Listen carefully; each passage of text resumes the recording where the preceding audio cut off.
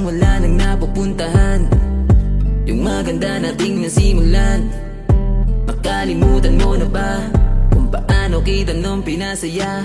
Hey, parang nagaksaya lang tayo ng oras. Di ka ba nangihinayang kung bale wala lang pala sa'yo ang lahat?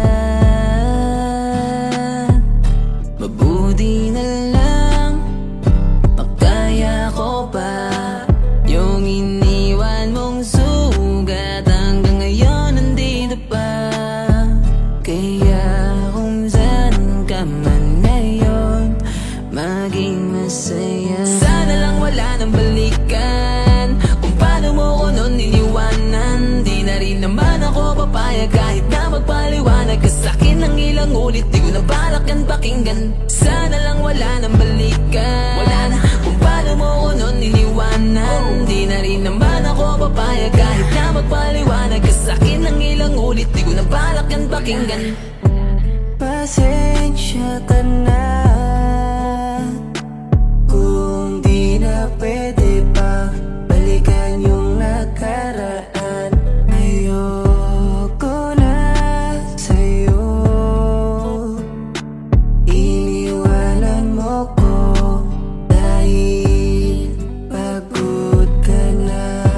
Di mo man lang naisip, dinamdam ko yung sakit. Ngayon nagmamakaawa na sana maibalik pa, kaso ayoko na talaga.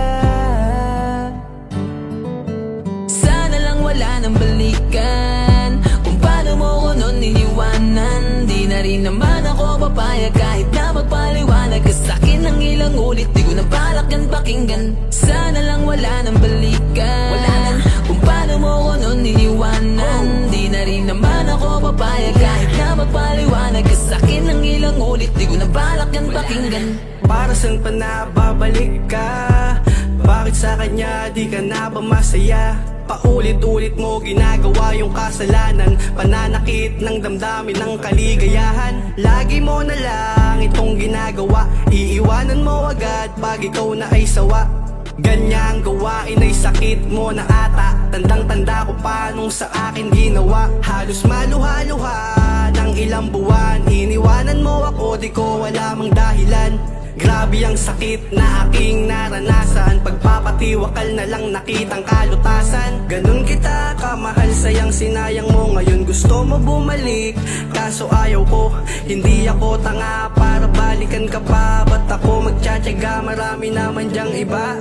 Sana lang wala nang balikan kung paano mo ko nun iniwanan. Di na rin naman ako papayag kahit na magpaliwanag ka sa'kin ng ilang ulit. Di ko na balak yan pakinggan. Sana lang wala nang balikan, wala na kung paano mo ko nun iniwanan. Di na rin naman ako papayag kahit na magpaliwanag ka sa'kin ng ilang ulit. Di ko na balak yan pakinggan.